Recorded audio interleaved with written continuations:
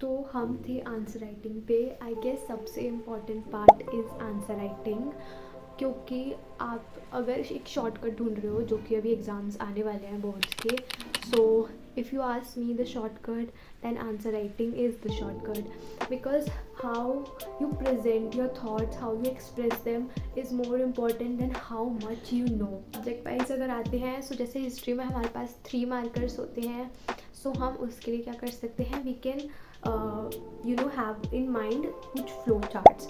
So for example, एक circle बना दिया for the heading, and then we have 3 arrows, and then you make a heading and then 3 arrows like this. वो मैं flow charts के examples आपको दे दूँगी.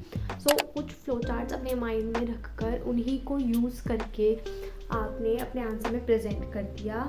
वो बहुत इंपॉर्टेंट है. 8 मार्क्स के जो क्वेश्चंस आते हैं उसमें एटलीस्ट कैसे भी 8 पॉइंट्स लिखना, एक डायग्राम ऐड कर देना फॉर हिस्ट्री. जैसे कि सांची का स्तूपा का क्वेश्चन आया था, तो मैंने उसमें सांची का स्तूपा बना दिया था, so that is a plus. And अगर विजयनगर से रिलेटेड कोई क्वेश्चन आता है तो उसमें आपने चैरियट बना दिया, आपने ऐसे कोई भी आर्ट फॉर्म ट्राई कर दिया उसमें इनकलकेट करने का आंसर में. सो देयर इज़ पॉसिबिलिटी कि एग्जामिनर आपके मार्क्स कट ना करे, कितने भी अगर पॉइंट्स भी कम है तो भी. एंड ये भी हो सकता है कि एग्जामिनर्स आपके आगे के क्वेश्चंस उस बेसिस पर ही जज करे कि दैट इसने एफर्ट्स करे हैं अपने आंसर में. ठीक है, this could be done for history.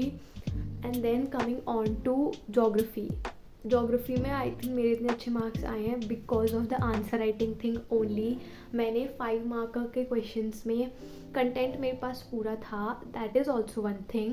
But मैंने जैसे 5 मार्क का क्वेश्चन था तो उसमें इंडिया का मैप इनकलकेट कर दिया, जो कि I think 99% of the students ने नहीं किया होगा, बिकॉज उसमें ऐसा कुछ मैप का था ही नहीं. उसमें जस्ट पॉपुलेशन डेंसिटी पूछी हुई थी, about population density, and state के बारे में पूछा था कि कौन सी में हाईएस्ट पॉपुलेशन डेंसिटी है, फिर हाईएस्ट पॉपुलेशन है. सो मैंने उसमें बट एक्स्ट्रा ये चीज़ की कि मैंने एक मैप ड्रॉ करा विथ उसमें जैसे कि यूपी है तो उसमें सबसे ज़्यादा पॉपुलेशन है, तो मैंने इंडिया का मैप बनाया हाल, और उसमें एक यूपी थोड़ा सा मार्क. देन एक 5 मार्क का क्वेश्चन था अबाउट डेयरी फार्मिंग, तो मैंने उसमें क्या किया, मैंने उसमें वर्ल्ड मैप ड्रॉ करा एंड देन डेयरी फार्मिंग के एरियाज़ को हाईलाइट करके शेड कर दिया. एंड वर्ल्ड मैप वैसे मुझे ड्रॉ करना तब नहीं आता था, but what I did was कि हमें एक इंडिया का मैप और एक वर्ल्ड मैप देते हैं वो, तो वो जो वर्ल्ड मैप दिया हुआ था उन लोगों ने टू मार्क, उसी में से देखा और उसी को थोड़ा अपनी नोटबुक में ताकि डेयरी फार्मिंग के कौन से एरियाज है, बिकॉज ये चीज़ हमें मैप के लिए भी याद करनी होती है कि अगर मैप में आ गया तो हमें वो लोकेट करना है. एंड पॉलिटिकल साइंस में अगेन जैसे हिस्ट्री में डायग्राम्स बना दिए, इसमें मैप्स बना दिए, बट पॉलिटिकल साइंस में तो ऐसा कुछ नहीं है.